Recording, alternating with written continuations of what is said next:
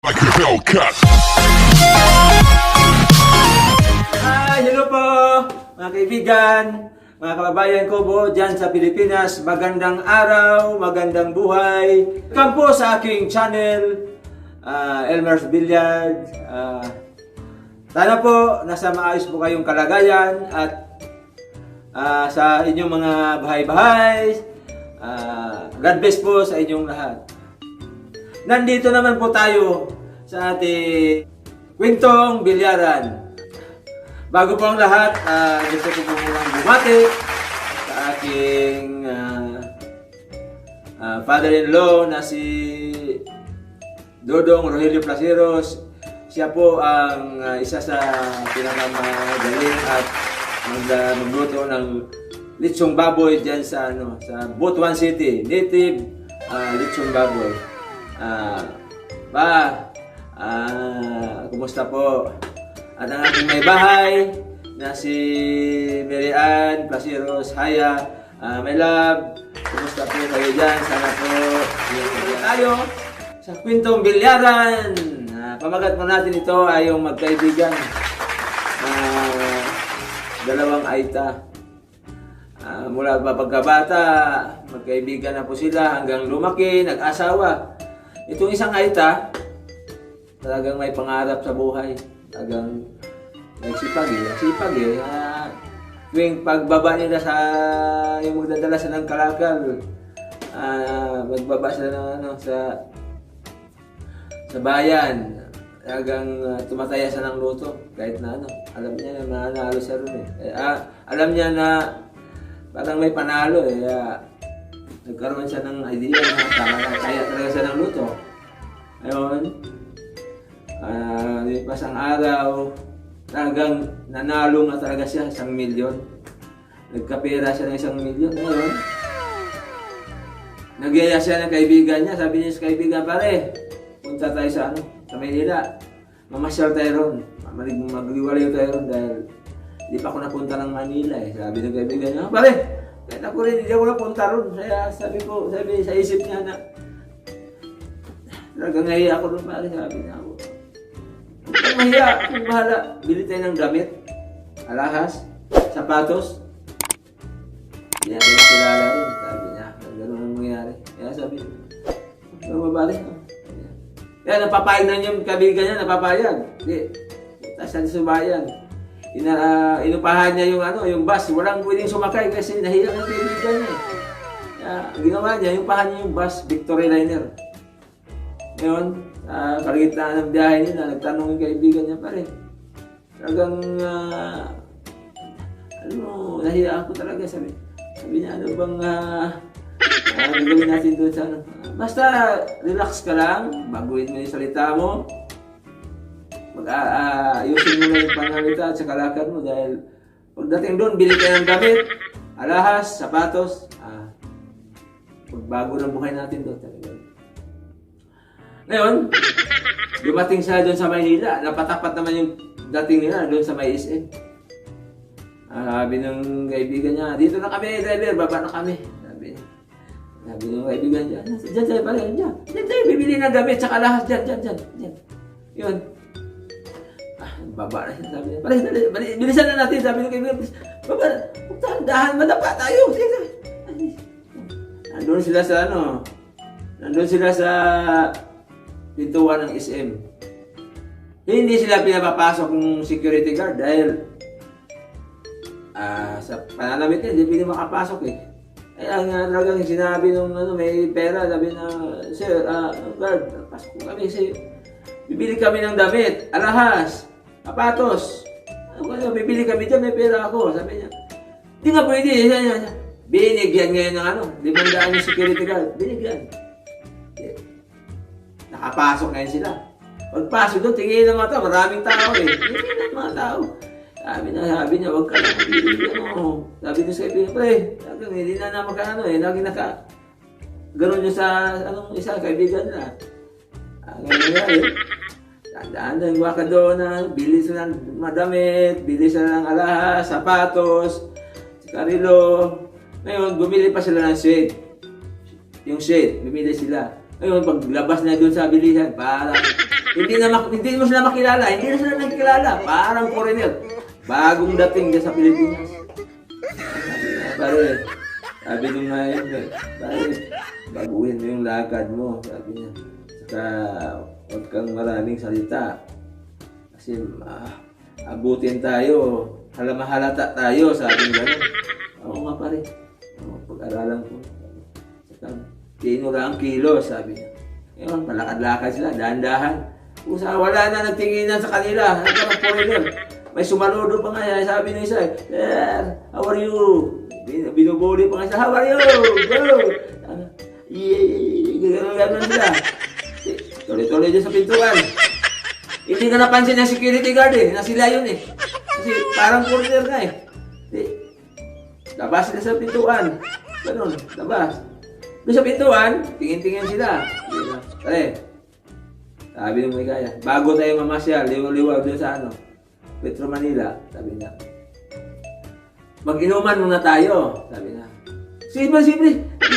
Wala na ako gano'n, inuman tayo. Ang ganun ba? Nangyari. Basta nakakita sila na ngayon ng ano, club. Kasi malapit ang dumilim eh, nag-ilaw-ilaw ngayon. Sabi niya, pasok tayo dyan. Pumasok siya doon.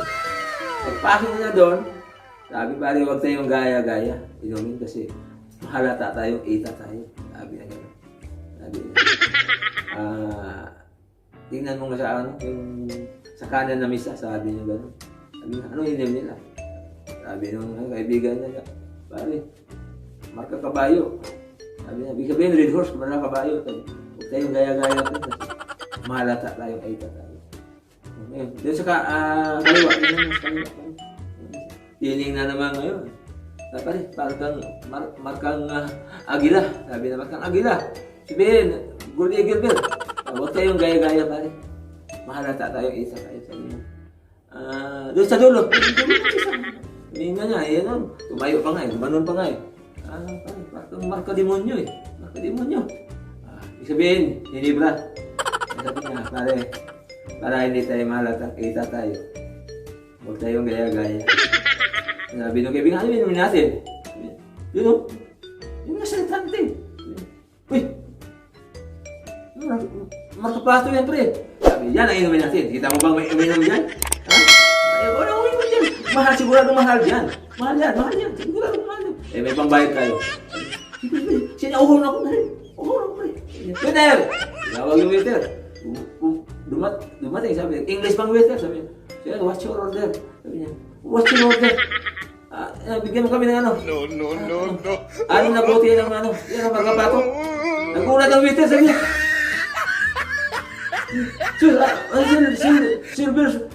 Sabi na, huwag ka nang maraming ingay. Sabi mo yan, huwag ka nang maraming ingay. Dandahan lang. Sa umorder kami, kailangan namin, bigay mo. Kasi kailangan namin. May pabayad kami. Alam namin mamahalin yan. Sabi ko gano'n. Bigay mo. Sabi ng waiter, sir. Sabi ng waiter, bahala kayo sir ha. Basta, sige.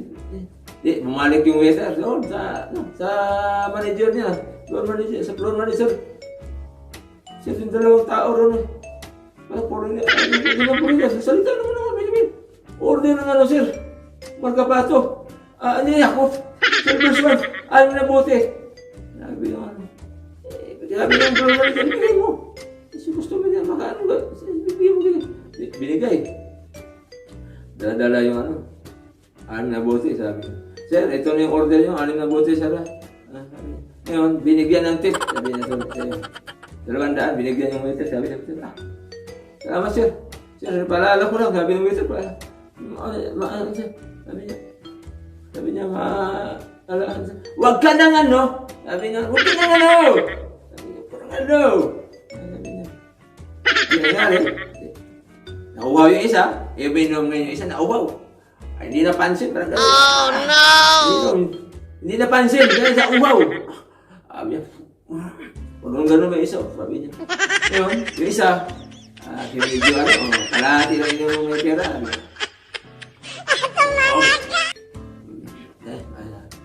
Pero yung isa nang mapansin yung uminit yung tiyan niya. Pero dahil sabi niya, hindi magpalata na aita eh. Parang gano'n na siya. Nag-alala na yung katawan niya, sabi niya. Pero tanong siya dun sa kaibigan niya, pre, parang sabi niya, pre, napasok, pre, parang ibalasan. Sabi niya, ganyan talaga. Ganyan. Sabi nung may-ari, ganyan talaga eh. Ano yan eh? Wala minumo. Talaga siguro talaga ng pang ano yan. Pang ano yan. Pang mahalin yan. Sabi niya. Magkakarotin yan. Tatanong. Kasi baka mahalata tayo. Sabi niya, mahalata tayo. Ita tayo. Sige po sabi ko siya. Iba. Sabi niya. Ayun. Hindi naman yung kaklase. Buo. Yung ano. Yung may pera. Minom. Kami niya. Tingin yung ano. Yung isa, uminom din. Parang gudoduwal siya. Pinitigilan na niya dahil mahalata sa kita sila eh. Puro talagang iba ng pakiramdam niya. Kasi kulay balat, naging violet na eh. May kasalita. Talagang yeah, pre, sabi nila pre. Parang hindi ko na kaya. Sabi niya, pare, pigilan mo. Sabi, pigilan mo. Maabot sila, mahalata tayo, kita tayo. Sabi niya, pare, kita na kung kita, pare. No. Ay, bigla tumayo isa. Sabi niya, putangin na. Kita na kung kita, putangin na. Alat! Sabi niya. Talagang, yun ang naging experience ng dalawa. Pagkaibigan. Yan.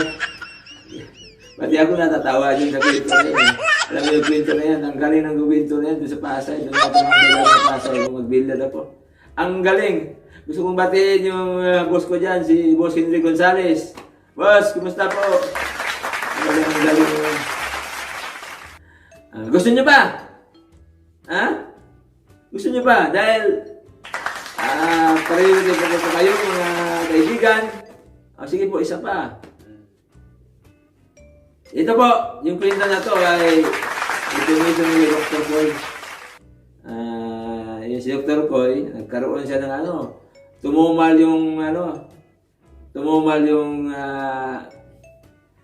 yung pasyente niya dahil alam niyo naman na talagang lang niya yun, diskarte lang niya yun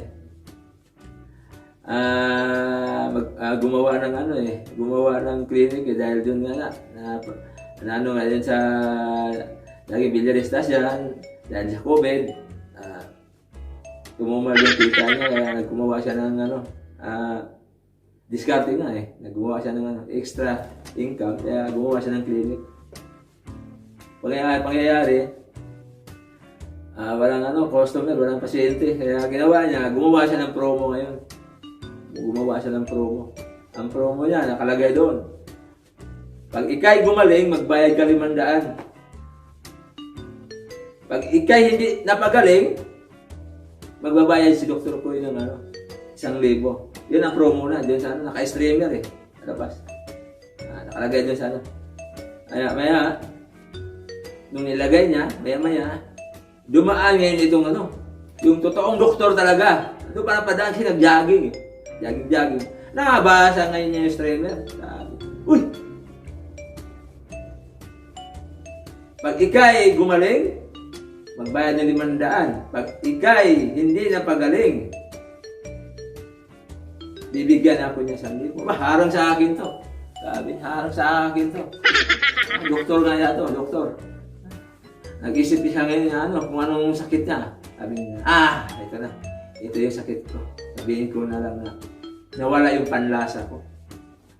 Di, pumasok yung doktor. Si Dr. Koy sa loob.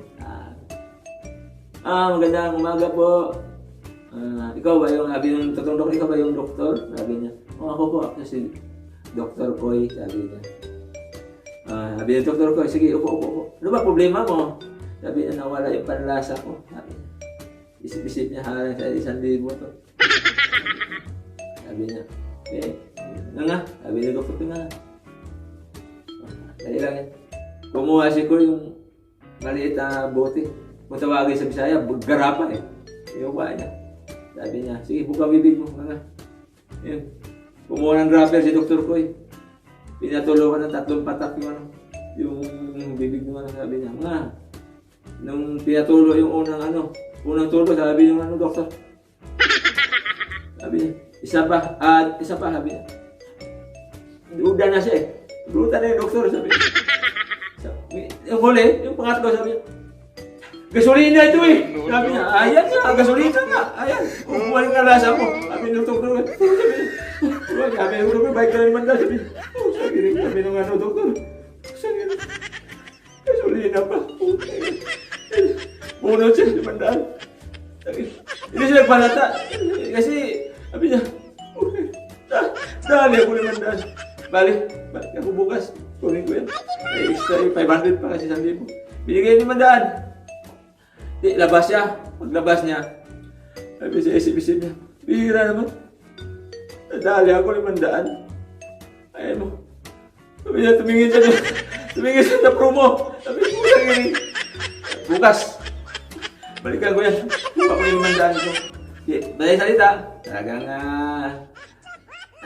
gusto niyang bawiin yung 500 na umuwi sa muna. Kinabukasan, bumalik siya. Isip naman siya na kung anong sakit na siya. Madali lang. Ito, mahirap ito. Sabihin ko lang nawala yung alaala ko. Loss of memory, sabi niya. Hindi, balik na naman siya. Dr. Koy, kung magandang habang araw, sabi niya. Sabi Dr. Koy, ang problema natin, sabi Dr. Koy, problema natin. Nawala yung ko. Alaala ko, memory, sabi niya. Ganun ba? Sige, yung doktor. Kumuha na naman si Dr. Koy, may kinuha na naman. Sabi niya. Nga, sabi niya.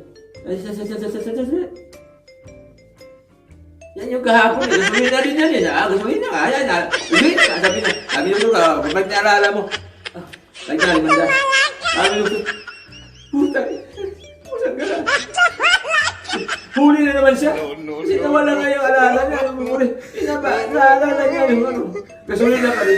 Kaya bayad na naman siya naman dahil. Pag 1,000 ng talo niya. Lumabas na naman sabi niya.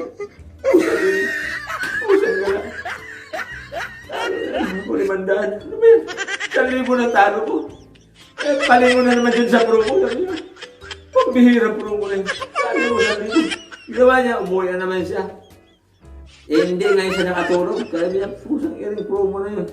Pag ikaw niya pagaling, magbayad ka 500. Pag hindi gumaling 1,000, paano bawiin yung 1,000? Ang ginawa niya, nag-isip siya naman ng paraan kung paano niya mabawi yung pera yung 1,000. Sabi niya, alam ko na. Sabihin ko lang na lumabo ang mata ko. Sabi ng doktor, ayan. Kinabukasan, balik na naman siya doon kay Dr. Koy. Sabi niya, Dr. Koy! Isip niya, bawiin ko na yung 1,000 ko ngayon. Sabi niya, sabi Dr. Koy, problema. Lumabo yung mata ko eh. Sabi niya, malabong mata ko. Kailangan ko lumabo ang mata ko. Sabi niya, halika, mamamupo ka dyan. Tinignan ni Dr. Koy yung mata niya, ganun-ganun pa si Dr. Tinipan pa. Ganun eh, sabi niya. Sabi Dr. Koy, ito ang 1,000.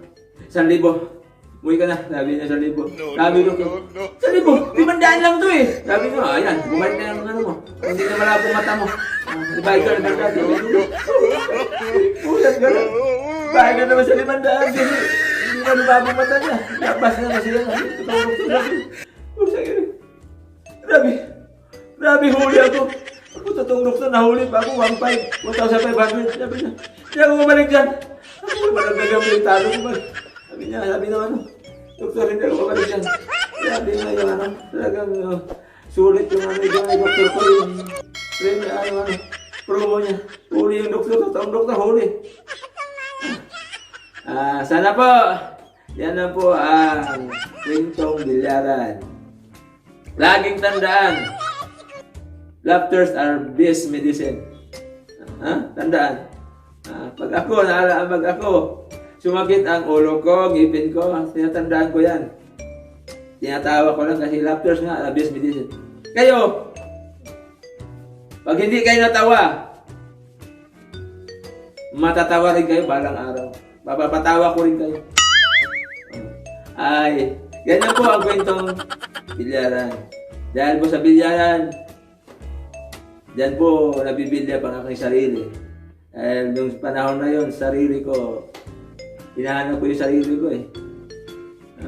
Doon na ako, yung mga pawaran ng depression ko.